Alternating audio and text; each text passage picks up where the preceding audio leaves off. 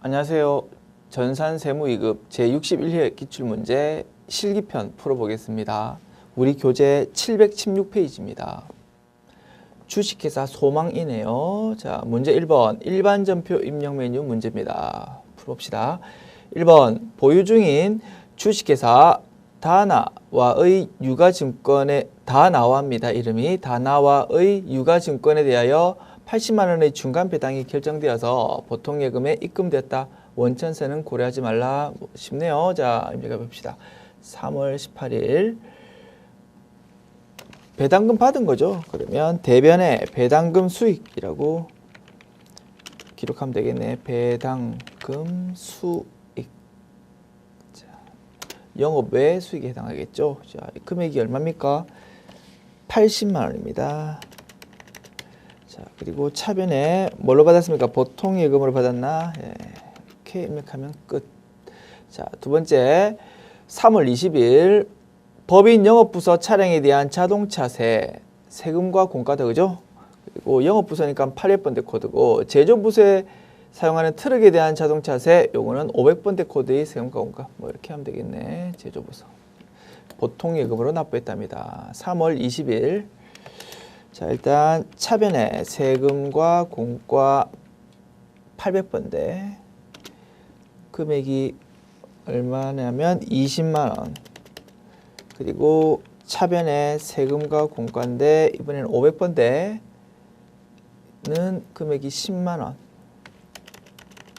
그리고 보통 예금으로 줬다. 이렇게 처리하면 되겠네요. 세 번째, 대표이사 이숙경으로부터 시가가 1억 원짜리 건물을 받았습니다. 당일 취득세를 350만 원도 현금으로 또 냈다. 뭐 당연히 그냥 자산 수증이익 처리한 거 문제다, 그죠? 그래서 증여를 통해서 우리가 유형자산을 취득했을 때다. 3월 24일 대변의 자산 수증이익이라는 영업의 수익을 인식하겠죠. 자, 얼마짜리입니까? 건물이 1억 원짜리죠. 그럼 1억 원짜리만큼 공짜로 받았으니까 영업의 수익이 1억 원이 있다는 겁니다. 100, 000, 000. 그래서 이숙경이라는 그 대표이사가 원래 그 건물 살 때 얼마 줬는지는 우리가 알 바 아닙니다. 그래서 이숙경이라는 사람이 얼마 주고 사가지고 얼마짜리 건물값이 올랐으니까 만약에 남한테 돈 받고 팔았으면 뭐 양도소득세 내겠죠. 그런데 우리한테는 전혀 필요 없는 정보란 겁니다. 그렇죠? 그래서 우리는 현재 받을 때의 공정 가치만 알면 된다. 그리고 또 공짜로 우리가 받았다는 겁니다. 그래서 자산 수증이익이라고 처리한다. 그 다음에 취득세는 현금으로 따로 냈죠. 그러면 대변의 현금 이렇게 처리하고 350만 원 기록해 주면 되겠네. 3500, 그리고 이렇게 함으로써 자연히 건물의 취득원가는 두 개 합한 103, 500, 000이 되겠다라는 겁니다. 네 번째, 원재료로 사용하기 위해서 구입한 부품, 취득원가가 70만 원짜리거든요. 요거를 생산 공장의 기계장치를 수리하는 데 사용했다. 수리와 관련된 비용은 수익적 지출이랍니다. 수익적 지출이면 이번 비용으로 처리한다는 거죠. 수선비라는 걸로 처리하면 되겠네. 수선비로 처리하면 되고 생산 공장 관련이니까 500번대 수선비로 처리하면 되겠다. 그리고 우리 재고자산, 원재료란 재고자산을 매출원가 이외의 이유로 감소시킬 때는 타기정 대체죠. 그래서 적요 8번 적어줘야 되겠네요. 4월 1일 자, 차변에 뭘로 그 수선비 맞죠? 500번대로 적어준다라고 했습니다. 금액이 얼마입니까? 원재료의 취득원가 70만 원이 되겠죠. 700, 000. 자, 그리고 대변의 원재료를 감소시켜준다. 자, 감소시켜줄 때 적요 8 적어주고 됐죠? 이렇게 처리하면 되겠다. 그래서 원재료라는 거는 우리가 외부에서 샀던 가격, 취득원가로 딱 계산이 돼 있거든. 그러다 보니까 그걸 감소시키고 차변에 고금액을 그대로 적다 보니까 수선비는 원재료의 취득원가만큼 계산이 되겠지, 당연히. 그래서 원가 얼마고 시가 얼마고 이런 식으로 혹시라도 자료가 제시되더라도 우리는 고민하지 말고 원가 자료를 쓰면 된다. 장부에는 원가로 기록되어 있다 이겁니다. 됐죠? 5월 9일 단기 매매 증권 계정에 320만 원으로 계상되어 있는 주식에서 5로의 주식을 500만 원에 처분하고 처분 대금은 전액 보통 예금으로 입금되었답니다. 그러면 단기 매매 증권 처분 이익 처분 손실 보고 인식하는 거네. 5월 9일입니다. 5월 9일. 자, 일단 우리가 가지고 있는 단기 매매 증권 없애줘야 되겠죠. 단기 매매 증권. 자, 얼마짜리였습니까? 장부 금액이 320만 원. 32000000. 자, 그다음에 돈을 얼마 받았습니까? 차변에 500만 원에 보통 예금으로 받았네. 보통 예금 500만 원. 5000000 그러면 대차 차액이 180만 원 플러스 나왔으니까 차변이 더 큰 거죠. 그럼 대변에다가 뭔 걸 적어야 되겠지? 대변에 적으면 이익이죠. 그래서 영업의 수익에 해당하는 단기 매매 증권 처분 이익을 적으면 되겠다. 단기 매매 증권 처분 이익 이렇게 적어주면 되겠네. 180만 원. 이러면 자, 일반 전표 입력 문제 다 풀어봤고요. 자, 그러면 요거 메뉴 닫고 자, 매입 매출 전표 입력 문제 풀어봅시다. 5월 9일에 한국 상사의 제품을 500만 원 부가세 별도입니다. 요거 판매하고 전자세금 계산서를 교부했답니다. 그러면 부가가치세에 적혀있는 세금 계산서 교부하면서 물건 팔았다. 11번 과세지 뭐. 자, 대금은 당사가 백두 상사에 지급할 외상 매입금을 직접 한국 상사가 지급하기로 했다. 그래서 우리가 보통 예금이나 현금 이런 걸로 받는 게 아니고 우리 부채에 해당하는 것을 감소시키면 되겠다 이겁니다. 우리 부채를 저쪽 물건 산 사람이 대신 갚아주기로 했으니까. 그리고 나머지는 보통 예금으로 입금됐다 이겁니다. 자, 5월 9일 11번 그 다음에 금액이 얼마였습니까? 500만 원 5000 이렇게 적고 거래처가 어디 한국 상사 그 다음에 전자세무서 자, 그 다음에 제품 매출까지는 맞죠? 자, 차변에 일단 외상 매입금이 없어지지, 그죠? 외상 매입금이 없어지는데, 요 외상 매입금 거래처는 한국 상사가 아니죠? 백두 상사다. 백두 상사. 이렇게 적어주고, 금액이 얼마짜리? 200만 원. 그리고 나머지 금액은 보통 예금으로 받았다. 자, 350만 원만큼 나머지 금액이죠. 오케이, 이렇게 입력하면 되겠네. 두 번째, 마케팅 부서 업무 관련 서적을 주식에서 교보로부터 구입하고 대금 80만 원을 보통 예금에서 지급하고 전자 계산서 받았다.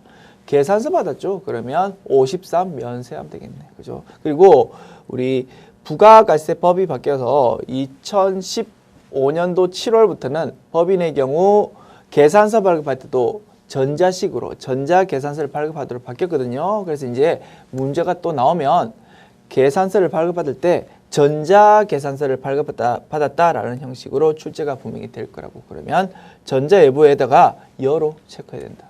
됐죠? 그것도 한번 확인해 두시고 5월 19일입니다. 5월 19일 유형은 53 이렇게 하고요. 자, 금액이 얼마입니까?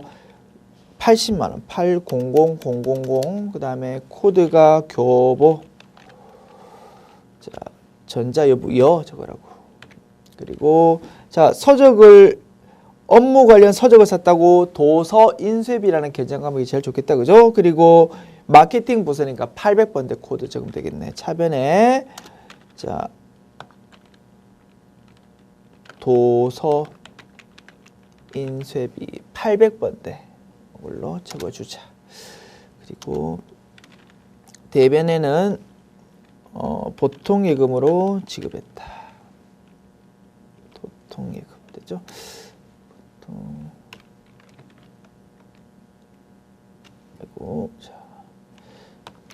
보통 예금 됐습니다. 이렇게 입력하면 되겠습니다. 3번입니다. 5월 21일 수출 업체인 주식회사 해민무역의 구매 확인서를 통해서 제품 300개 단위당 만원입니다. 요거를 공급하고 영세율 전자세금계산서를 발행했다. 뭡니까 유형이? 12영세 하면 되겠다. 그죠? 대금은 전액 외상으로 하였다. 자, 5월 21일입니다. 12영세고요. 자, 품목, 수량하고 단가가 문제에 나와 있으니까 그냥 적어주는 게 좋겠다, 그죠? 그래서 뭐 품목만 비워두기 좀 뭐 어색하니까 그냥 적어줍시다. 제품이라고 적어주고요. 단위당 수량이 300개고요. 300. 그다음에 단위당 각 단가가 10,000원이거든. 그러면 자연스럽게 300만 원이 계산이 딱 됩니다. 오케이. 그리고 거래처는 어디입니까? 해민무역.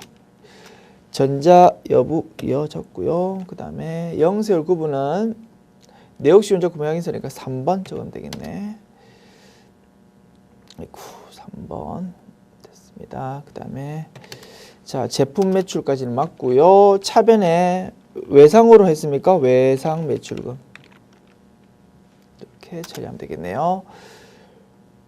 자, 문제 4번입니다. 임원용 승용차 3,800cc를 중고나라에서 부가세 포함된 4,400만 원에 12개월 할부로 구입하고 전자세금계산서 수취했다. 전형적인 불공이다. 그죠?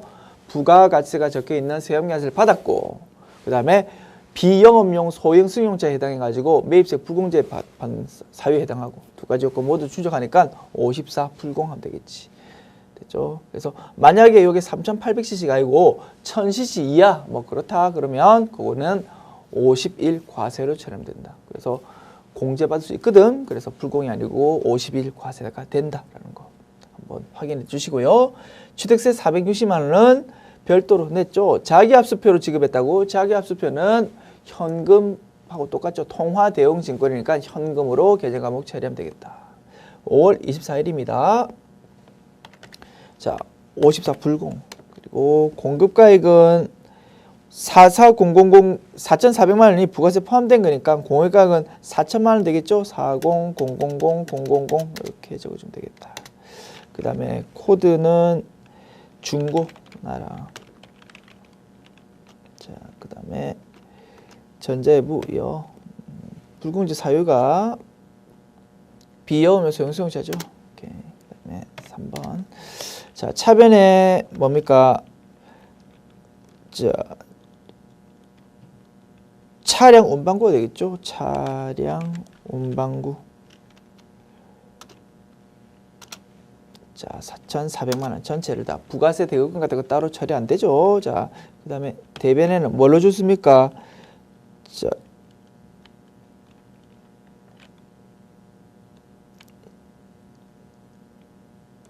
(12개월) 할부니까 미지급금 이렇게 처리하면 되겠고요.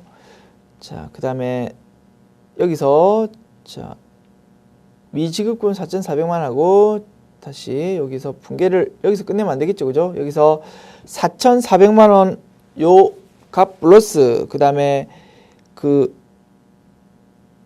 자기압 수표로 취득세 낸 게 있으니까 요거까지 감안해 가지고 4,400만 원 플러스 460만 원 가격 460만 원 플러스 4400000 4860000이 취득원가가 되겠다 이거죠. 4860000 하나의 점표 입력해라고 했으니까 여기다가 다 마무리를 지어야 되니까 됐습니다. 그래서 대변에 뭡니까?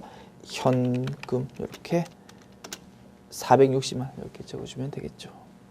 됐죠? 자, 다음 문제 봅시다. 5번 6월 14일 미국에 소재한 댈러스 상사의 제품 $10,000에 직접 수출했습니다. 수출 신고일이 6월 10일이고요. 선적일이 6월 14일. 항상 두 개가 제시되죠. 그 중에서 무슨 날짜 적게 됩니까? 선적일이 공급시기자. 그죠? 선적일 공급시기의 기준환율 6월 14일의 기준환율 요거를 적자 이겁니다. 곱하기 $10,000 한 개 과세 표준 되겠다. 자, 수출 대금은 6월 30일에 나중에 받기로 했다. 그죠? 그래서 예외적으로 공급 시기인 선적일 전에 미리 선수금 받아가지고 환가를 해버렸다고요? 그때는 실제 환가 그때 환율을 적어가지고 과세 표준을 한다. 그런데 그 외의 경우라면 공급 시기인 선적일의 기준 환율 쓴다. 라고 정리했었죠. 오케이. 자, 어쨌든 요 경우는 일반적인 경우로서 선적일의 기준 환율 적는 케이스다. 수출과 관련된 내용은 다음과 같다 해가지고 환율 3개 나왔는데 분석해드린 바와 같이 선적일의 환율 가지고 과세 표준 적는다. 1200원 곱하기 10,000달러 하면 얼마입니까? 1200원 곱하기 10,000달러는 1200만 원이죠. 오케이. 요게 과세 표준 될 것이고. 날짜는 6월 14일로 입력해야 되겠다. 그죠? 자, 6월 14일. 6월 14일에 유형이 뭡니까? 수출했으니까 16 수출 되겠죠? 16 수출. 공급가액이 1200만 원. 그 다음에 공급처가 댈러스입니다. 자, 댈러스. 자, 영수열 구분은 직접 수출한 거니까 1번 되겠네. 예. 그 다음에 자, 제품 매출 맞고요. 자, 요거 뭘로 했습니까? 나중에 받기로 했으니까 외상 매출금이죠. 외상 매출금 이렇게 기록하면 되겠다. 됐습니다. 이렇게 입력하면 예, 문제 해결이 끝났네요. 됐어요. 그러면 요 메뉴 이제 메인 매출 전표 입력 메뉴 닫고 자, 3번 부가가치세 신고서 문제 풀어봅시다.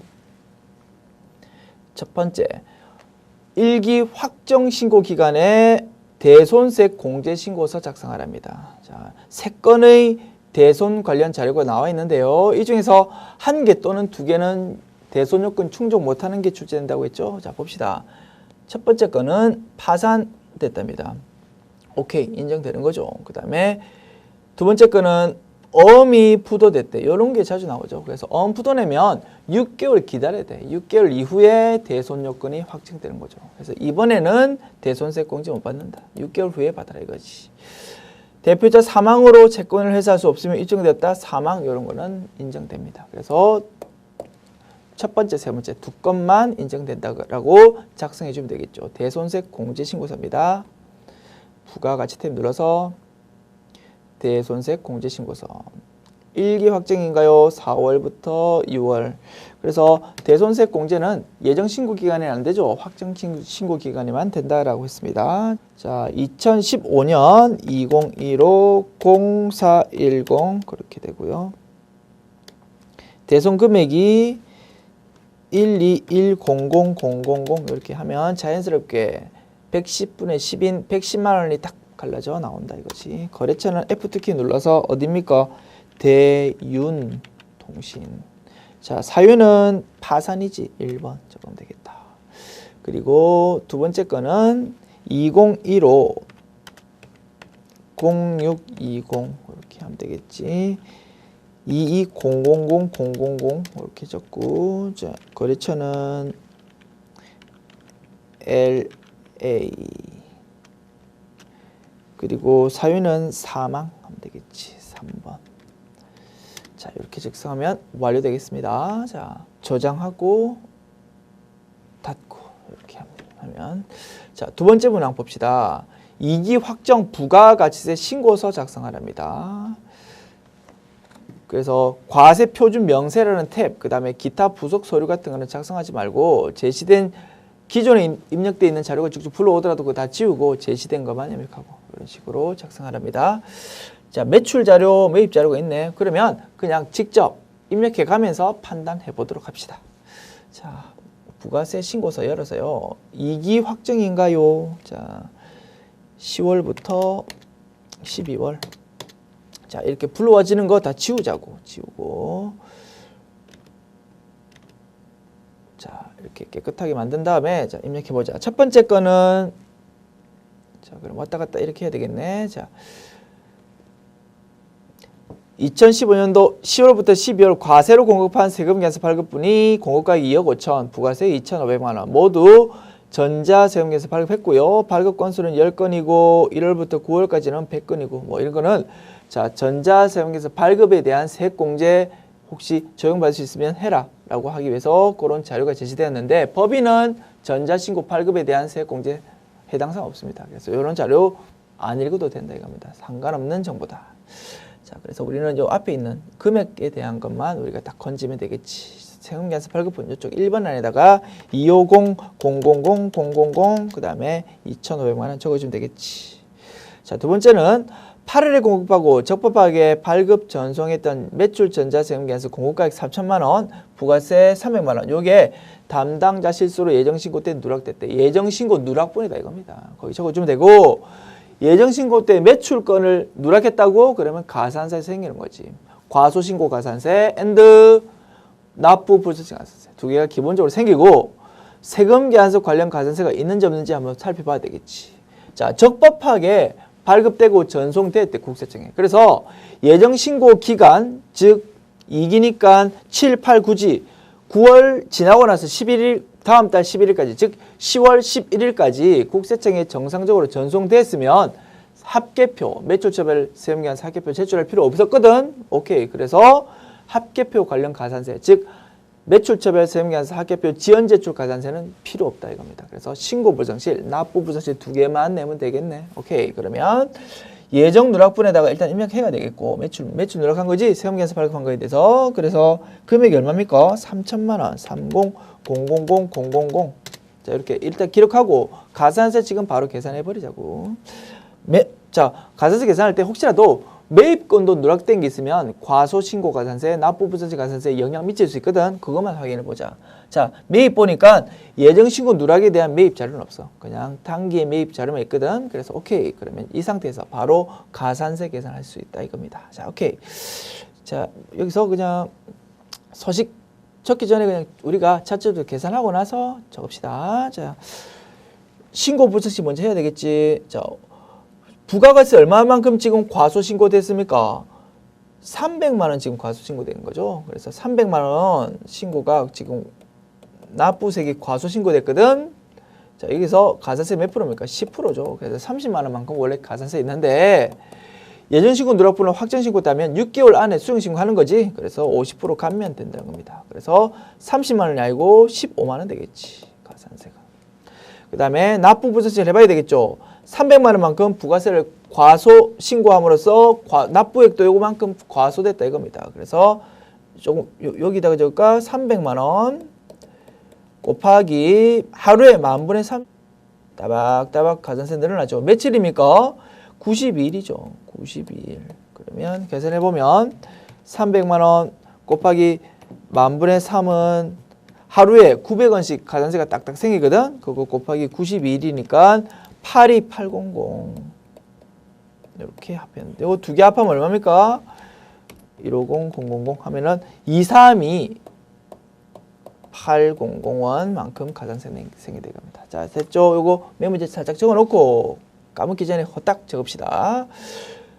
가산세 여기서 자 과소신고에서 일반 여기 적어야 되겠지?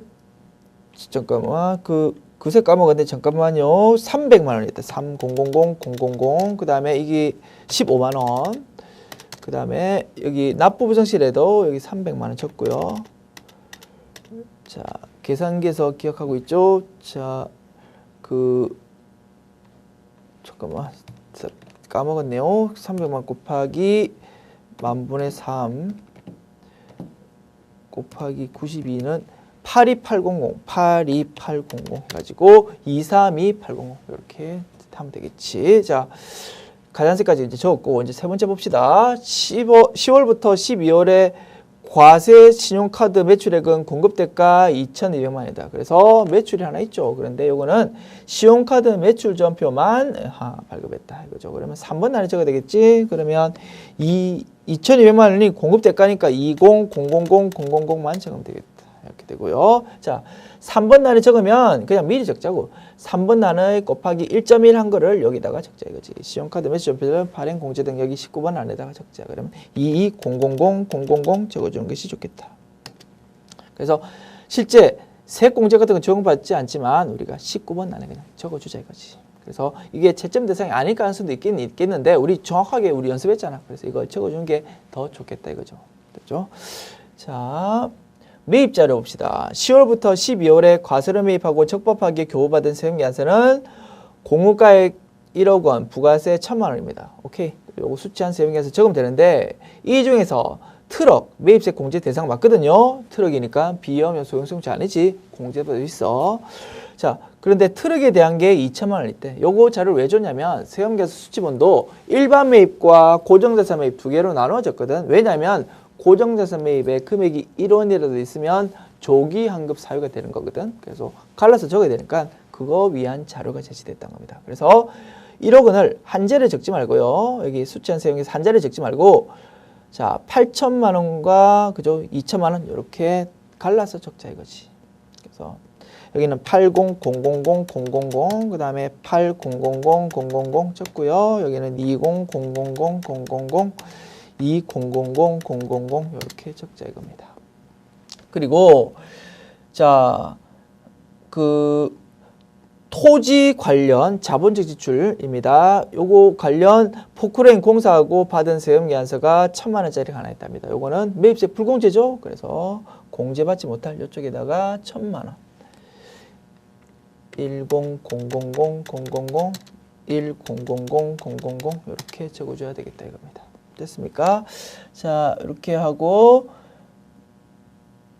전자신고를 뭐 직접 했다라는 자료가 혹시라도 있으면 뭐 전자신고 세액공제 뭐 이런 거 받을 수 있는데 그런 자료가 지금 안 나와 있죠. 그래서 여기서 일단 마무리 딱 지어야 되겠네. 됐습니까? 자, 다 입력했으면 자, 여러분 이 화면 캡처 교재 있는 거랑 요 자기 입력 화면이랑 확인해 주시면 되겠고요. 자, 차감 납부세액이 21232,800 나옵니다. 요거 나오면 아, 내가 정답이구나 라고 짐작할 수 있겠죠. 그리고 물론 위에 있는 세부 항목들도 다 맞아야 되겠다. 그런데 우리 그 교재 그 772페이지 화면 캡처가 있는데요. 여기 보니까 다른 건 다 뭐 이렇게 맞게 돼 있는 것 같은데 요거 세분계산 수치분이 요게 8천만 원, 2천만 원, 800만 원, 200만 원 돼야 되는데 우리 화면 캡처해 보니까 7천만 원, 3천만 원, 700만 원, 300만 원 이렇게 돼 있네. 그거를 이렇게 좀 고쳐주시기 바랍니다. 됐습니까? 그래서 그 화면 캡처가 틀렸다라고 보시면 되겠습니다. 요게 맞다. 됐죠? 자, 이렇게 확인하고 나머지는 네, 이상이 없어 보이네요. 됐습니다. 이렇게 정리합시다. 자, 확인했으면 다음 문제 넘어갈게요. 자, 문제 4번 결산 문제 봅시다. 자, 그럼 이거 저장하고 닫을까요? 저장하고 닫자. 자, 다음 결산 자료를 입력하여 결산을 완성하시오. 자, 1번 당사는 제품 판매 홍보용으로 USB 구입해서 전액 광고 선전비로 계상했는데 결산 시 미사용된 잔액이 있어가지고 소모품이란 자산으로 대체한다. 우리가 소모품비를 소모품으로 대체하는 것으로 우리가 정리했었죠. 근데 특이하게도 기중에 소모품비라는 비용 말고 이름이 광고 선전비라는 비용으로 처리했다가 이렇게 대체하는데 그것만 좀 달라진다 이거지. 자, 그 다음에 제품 판매 홍보용이니까 광고 선전비 중에서 800번대 코드다. 뭐 이거 그렇겠죠. 오케이. 그러면 요거는 뭡니까? 수동 결산이죠. 그러면 일반 전표 입력 메뉴 열어서 12월 31일 그리고 대변에 광고 선전비 800번대 이렇게 줄여주면 되겠지. 그 금액이 얼마입니까? 자, 100만 원입니다. 100만 원. 100000 이렇게 적어주고요. 차변에는 소모품이라는 자산으로 이렇게 기록하면 되겠지. 그러면 1번 완료됐고요. 두 번째, 기말 연재 보유 중인 매도 가능 증권 평가액이 다음과 같다. 1000주고요. 자, 취득 당시 금액이 3,200만 원, 기말 공정가액이 3,800만 원. 그럼 어떻게 600만 원만큼 주가 올라가지고 600만 원만큼 매도 가능 증권 평가 이익이라고 인식하면 되죠. 다만 그 매도 가능 증권 평가 이익은 손익계산서 바로 간 게 아니고 기타 포괄손익 누계액 쪽으로 기록된다 이겁니다. 자, 이것도 마찬가지 수동결산이죠. 그럼 일단 차변에 자산이 늘어났죠. 그 매도 가능 증권이라는 자산이 늘어났다는 거지. 주의해야 될 점, 매도 가능 증권 코드가 2개 나온다고 했죠. 요거는 유동자산에 해당한 거고 일반적으로는 비유동자산에 해당하는 178번 기록한다 이거죠. 그러면 오케이. 178번으로 제대로 코드 입력할 때 조금 신경 써 주시고 6000 적어주면 되고요. 대변에는 자, 대변입니다. 매도 가능 증권 평가이익이라는 예, 기타 포괄손익 누계액으로 기록해 주면 되겠다. 자, 3번입니다. 당기 무형자산에는 상각비가 아래와 같다랍니다. 일반 기업의 기준의 자산 인식 요건 및 상각기간 등 요건 충족한다고 가정하고 판매비와 관리비로 처리하고 직접법 사용해서 상각 누계액 없이 그냥 직접 차감해라. 자, 자료는 길게 줬는데 단순하죠. 그죠? 일반적인 무형자산 상각이다 이겁니다. 그래서 수동결산 할 수도 있지만 우리는 편하게 자동결산 하기로 하자고. 자, 그리고 4번에도 자동계산 항목이죠. 법인세. 그리고 5번은 아하, 이익잉여금 처분기난서가 나왔네. 그러면 우리가 1단계, 2단계, 3단계로 정리해봤습니다. 1단계는 수동결산, 차변, 대변 이렇게 입력해야 되는 거 먼저 딱 하고, 두 번째는 자동결산으로서 결산자료 입력 메뉴에서 금액만 따박따박 넣고 전표 추가를 탁 클릭하는 게 2단계였다. 거기서 보통 끝나는데 혹시라도 이익잉여금 처분계산서 자료가 나와가지고 그 메뉴를 사용할 일이 있으면 3단계까지 간다고 했습니다. 지금 3단계까지 가야 되는 문제네. 그래서 해당되는 이익잉여금 처분계산서 메뉴에서 처분 내용 딱 적고 마지막으로 전표 추가를 클릭 딱 한다. 그러면 완료된다 이겁니다. 그래서 어쨌든 수동결산 작업은 끝났죠? 그럼 1단계를 마무리 짓자. 자, 2단계로 넘어가자. 결산자료 입력 메뉴 열어서 1월부터 12월 열어서요. 자, 무형자산에 대해서는 저기 판매관리비 쪽에 있죠. 여기 보면은 특허권 개발비 여기 있죠. 요거만 금액 적으면 되는 거지. 그 금액 얼마입니까? 그 특허권이 700만 원이고 7000000 개발비가 상업비가 6000000이지 뭐. 그 다음에 법인세는 자 선납세금으로 기록한 게 14 봅시다. 회사는 이미 2015년도 8월에 법인세 중간연합세액과 은행에서 원천 유수한 선납세금이 있다. 그래서 선납세금이라는 계정과목으로 처리됐고 있지. 그래서 그걸 합계잔액 시산표 열어도 조회할 수 있지만 요 메뉴 자체에서도 이미 볼 수 있다고. 1440000이라고. 알고 여기서 볼 수 있으니까 여기서 바로 적으면 되지. 1440000만큼은 선납세금이라는 자산을 차감시켜주는 분괴를 해야 될 것이고, 자 나머지 에 대해서는 미지급 세금이라는 계정 과목으로 써야 되겠죠. 그래서 부채로 추가로 인식해야 될 금액은 3,300만 원에서 1440000 뺀 거 부족한 부분만 자, 부채로 인식하면 되는 거죠. 3300000 마이너스 1440000은 1860000 이렇게 하면 되는 거지. 그러면 우리가 원하는 3,300만 원 요 답이 법인세 등이라는 라인에 딱 기록된다는 거지. 그럼 아하 맞게 기록했구나 이런 거 확인했죠. 자 그리고 결산자료 입력 메뉴에 금액이 모두 입력됐다고 이제 마지막 전표 추가를 클릭하자 이거지. 그러면 2단계까지 오케이 됐다는 겁니다.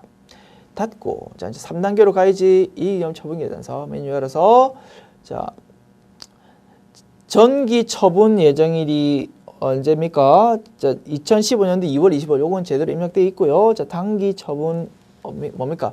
올해가 2015년도 1월부터 12월까지지만 실제로 처분되는 건 내년에 그죠? 2016년도에 처분된다 이거지. 처분 예정일이 2016년도 2월 25일이고요.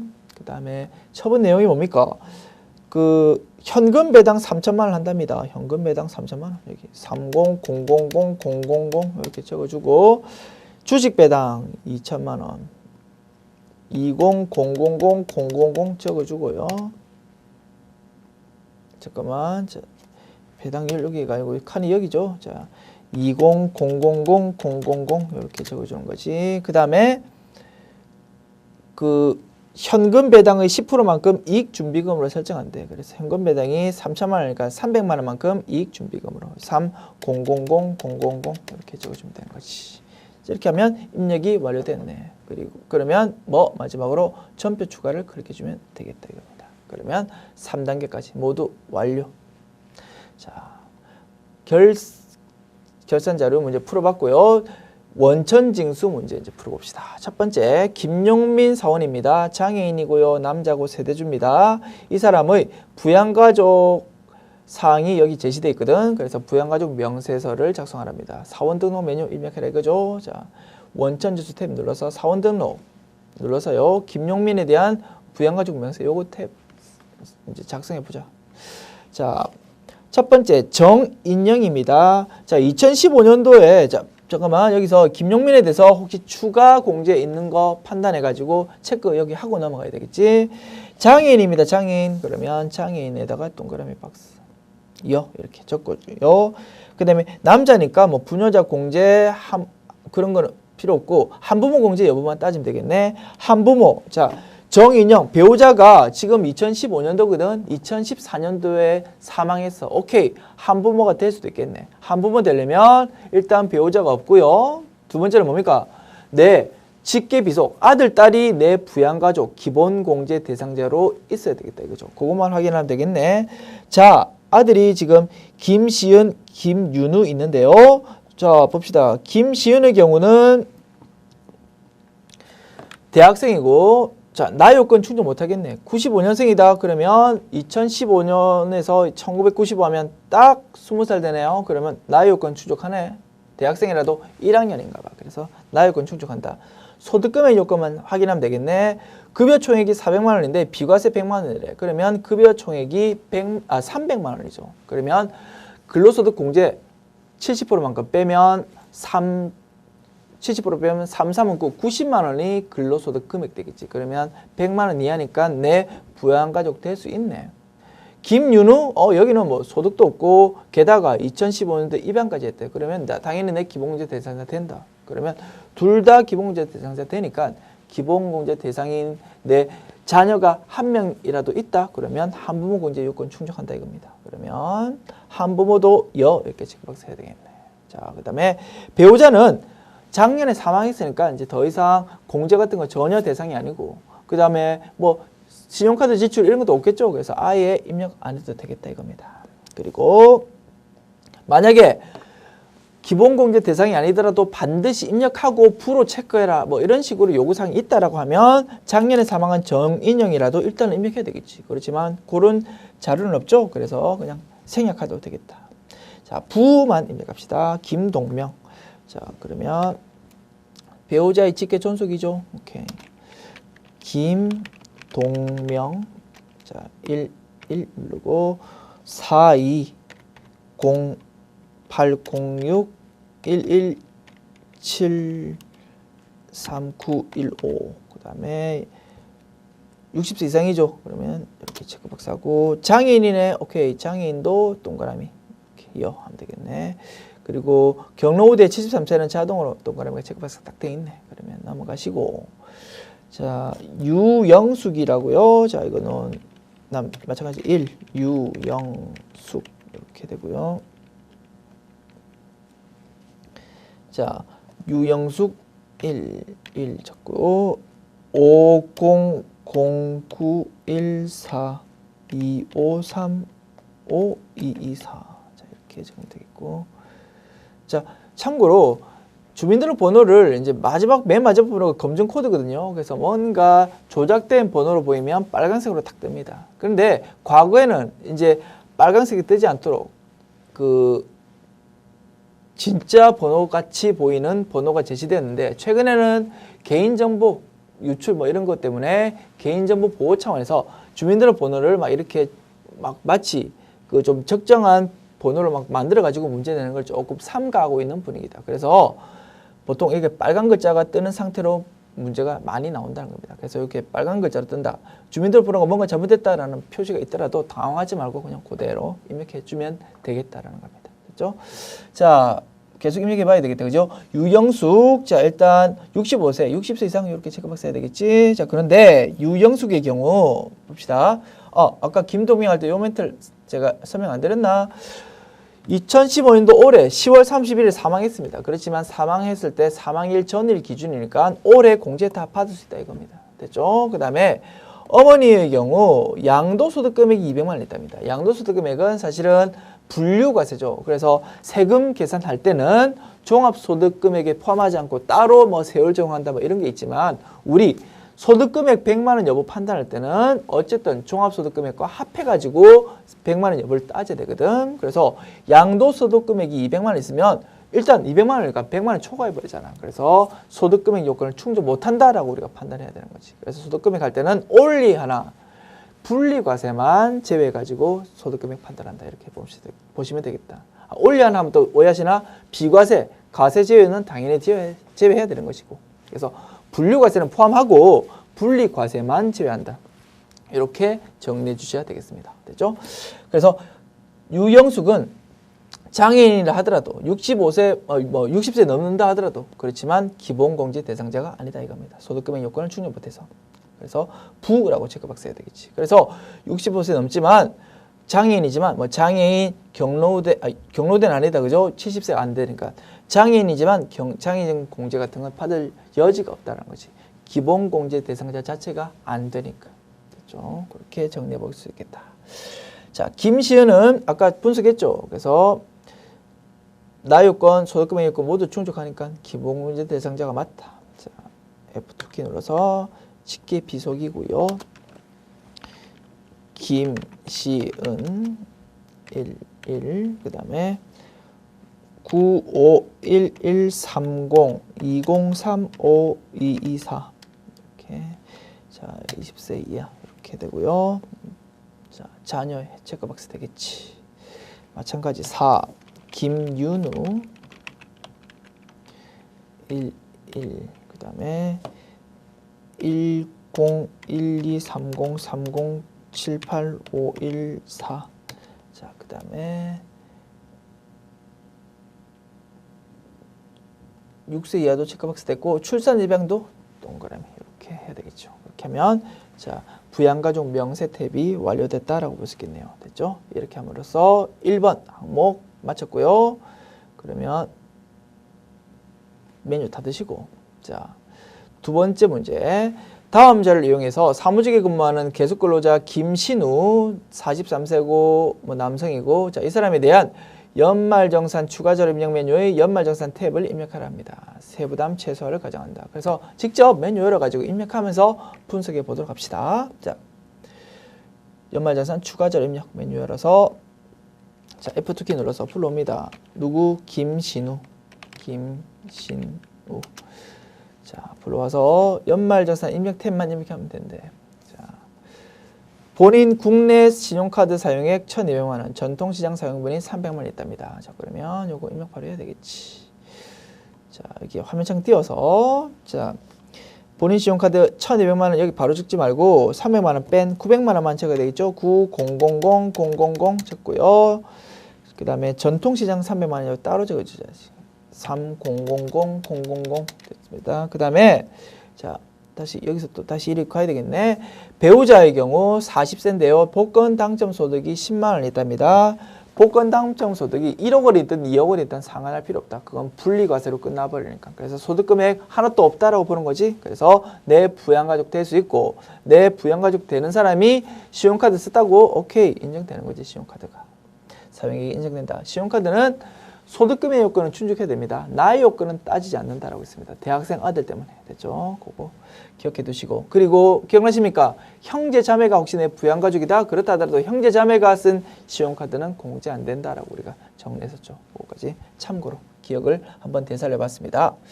자, 어쨌든 배우자가 쓴 현금 영수증 사용액 요거 인정된다 이겁니다. 200만 원. 오케이. 200000. 그 다음에 배우자가 해외에서 쓴 거 해외에서 쓴 신용카드 안 되고요. 그 다음에 자동차 구입할 때 현금 영수증 썼다고 자동차 구입 같은 것도 안 된다라고 했습니다. 그래서 더 이상 요거는 이제 입력할 게 없네. 확인 이렇게 눌러서 마무리 짓고 보험료입니다. 본인의 저축성 보험. 저축성은 안 되죠. 보장성만 된다. 장남 16세고요. 고등학생이고 소득금액이 없다고 그러면 기본공제 대상자 맞죠. 그런 거 그 사람과 관련해서 보장성 보험 120만 들었다 인정되는 거지. 그래서 보장성 보험 쪽에다가 일반 쪽에다가 120만 원 적으면 되겠다. 물론 한도가 100만 원이니까 100만 원 자체를 적어도 뭐 정답으로는 인정되겠지. 자, 모친 73세고요. 장애인이거든요. 소득금액 없고 그래서 내 부양가족 맞습니다. 그래서 장애인 전용 보장성 보험 100만 원 따로 들었다고? 오케이. 요거는 또 입력란을 따로 해가지고 추가로 또 100만 원까지 공제 가능하거든. 그래서 적어주면 되겠다. 100만 원 적어주면 되겠다. 그 다음에 모친의 자, 여기서 그대로 놔도 되겠다. 그죠? 자, 모친의 치아 임플란트 시술 이런 거 의료비 공제 가능합니다. 그 다음에 장남 보약 구입. 보약은 안 된다고 했죠. 한약 자체는 되는데 건강 증진 위해서 사는 보약은 안 된다. 그래서 200만 원만 가능하겠지. 모친이 아까 73세라고 했죠. 그리고 장애인이죠. 그래서 65세 이상 의료비 또는 장애인 의료비 둘 중에 하나 칸 무엇이든 다 정답 인정되겠지. 그래서 의료비 200만 원에 대해서 장애인 이쪽에다 적어도 되고요. 모친 경로자 이쪽에 적어도 되고 둘 다 정답 인정입니다. 됐죠? 저는 여기 그냥 적을게요. 200000 여기서 말하는 경로자는 65세 기준이다 이겁니다. 여기 73세라고 돼 있잖아. 그래서 맞다. 자, 그 다음에 교육비, 모친, 노인, 대학 등록금 안 되죠. 그래서 직계 존속의 교육비 안 된다. 교육비 나이 요건은 따지지 않는다라고 했죠.